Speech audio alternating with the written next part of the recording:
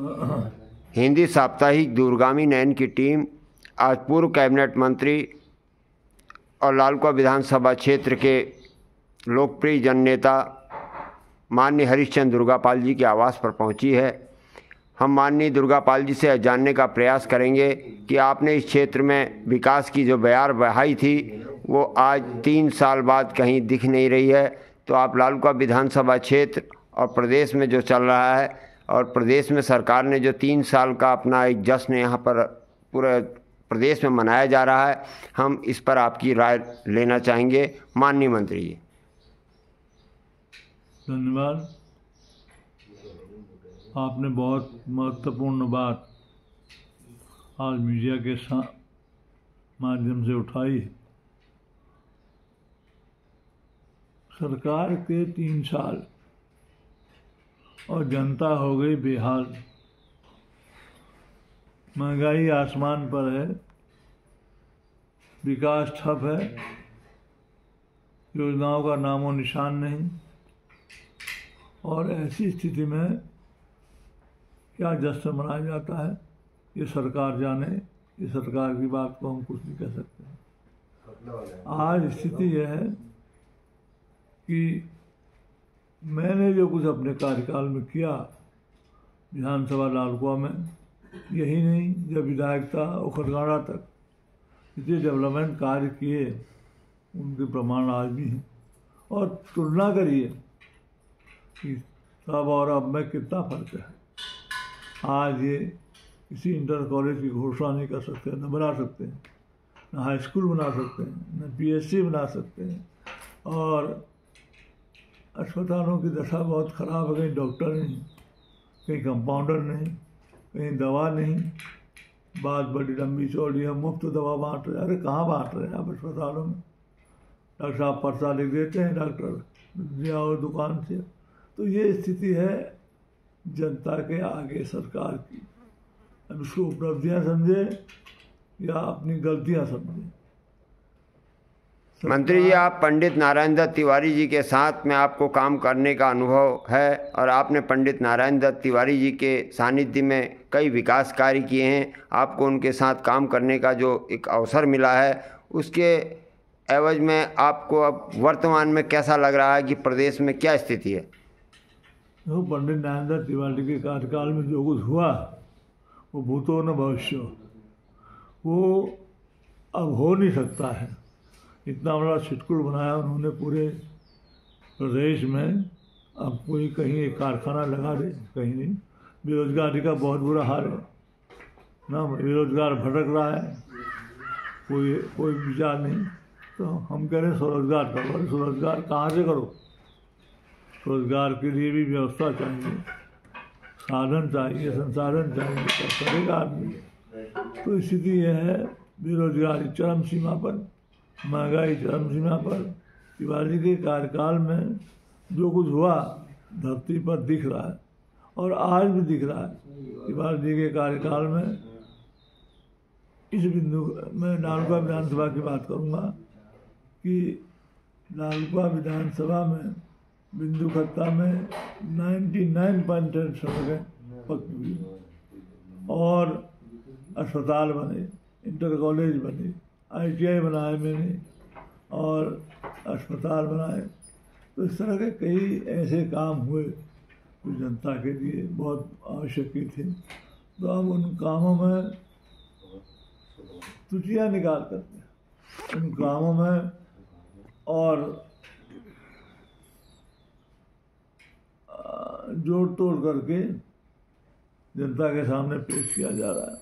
माननीय मंत्री जी, आपने अपने कार्यकाल में लालकुआं विधानसभा के बड़े गांव बिंदु खत्ता को नगर पालिका का दर्जा दिया था। किन्हीं कारणों से आपको इसे वापस करवाना पड़ा और जिन लोगों ने कहा था इसे हम राजस्व गांव बनाएंगे, तो लेकिन आज वन अधिकार समिति बिंदु खत्ता को राजस्व गांव बनाए जाने के लिए लगातार प्रयास कर रही है। लेकिन 8 माह से अधिक बीत गया, वनाधिकार समिति की फाइल जहां की तहां अटकी हुई है। इस पर आप क्या कहेंगे? ऐसा है, ये बिंदु खत्ता का दुर्भाग्य है कि उन्होंने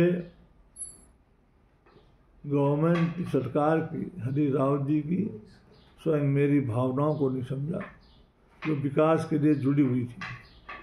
हमने सोचा उस समय कि पूरी फाइल बना करके जब मुख्यमंत्री के पास ले गए, उन्होंने कहा दुर्गापाल जी राजस्व गाँव तो मुश्किल है, लेकिन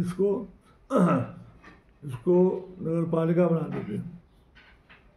और निश्चित रूप से जिस दिन से नगर पालिका की घोषणा हुई उस दिन से ही बिंदुकर्ता में आग लगाने का काम भारतीय जनता पार्टी के और अन्य उनके सहयोगी, इनमें कांग्रेस के लोग भी थे, उन्होंने किया। और आज पछता रहे हैं, करोड़ रुपया राज्य वित्त आयोग से आता, विकास होता, डेवलपमेंट होता, योजनाएं आती, भारत सरकार की आती, राज्य सरकार की आती, सब ठप है। अब उस समय जो वायदा जनता के साथ किया कि हम राजस्व गाँव बनाएंगे, भाजपा और उनके सहयोगी दलों ने ऐसा वातावरण तैयार कर दिया घर घर जा करके। फिर नगर पालिका बनने के बाद तुम्हारे जानवरों में टैक्स लगेगा और आप सब लोगों को टैक्स देना पड़ेगा। भड़काया गया, भड़काने का नतीजा आज सामने आ रहा है, विकास टप। और बिंदुकर्ता को राजस्व गाँव बनाने की चर्चा तो है ही नहीं। आज ये हमारे बीच में ये फाइल वनाधिकार समिति बिंदुकर्ता की आई है, जब मुझसे भी उन्होंने अपनी सहमत देने को कहा है। मैं तो सहमत दे ही रहा हूँ शुरू से। और अब वनाधिकार समिति वाले लगातार लड़ाई लड़ रहे हैं, लेकिन उनकी फाइल भी अभी तक आगे बढ़ाने के लिए प्रशासन तैयार नहीं है। तो ऐसे झूठे वायदे करके जनता को गुमराह करके मुकद्दमा का भला कल्याण हो नहीं सकता। तो मैं क्या कहूँ, डेवलपमेंट की बात इसका कोई हिसाब नहीं है। आज क्या हो रहा है, आज अवैध खनन है, आज बीज पट्टे हैं, आज तटबंधों का हिसाब है। घोड़ा नदी हो, चाहे चौधगरिया नदी हो, चाहे घोड़ा पार की हो, चाहे अन्य नदियाँ, सब में अवैध खनन हो रहा है। कोई देखने वाला नहीं है, कोई सुनने वाला नहीं है। और बारिश बाहर आने से नुकसान हो रहा है, उसके बचाव के लिए कोई तटबंध बनाने की बात नहीं है। तो कोई ऐसी योजना नहीं है जिससे आम जनता को, विशेषकर किसानों को लाभ मिल सके। आज दूध का देखिए, बाजार में दूध इतना महंगा और उत्पादक को क्या मिल रहा है, कुछ नहीं। माननीय मंत्री जी, आप सरकार के 3 साल के कार्यकाल को क्या मानेंगे? सरकार का 3 साल का कार्यकाल निराशाजनक और सबसे बड़ा जनता के साथ जो धोखा हुआ है। देखो, जनता भोली भाई, जनता को भड़काना बड़ा सरल है। जनता को भड़का करके आज इस तरह से सत्ता प्राप्त की है। इस विधानसभा में वो सब कुछ आज देखने को मिल रहा है। धन्यवाद। तो आपसे पूर्व कैबिनेट मंत्री माननीय हरीश चंद्र दुर्गापाल।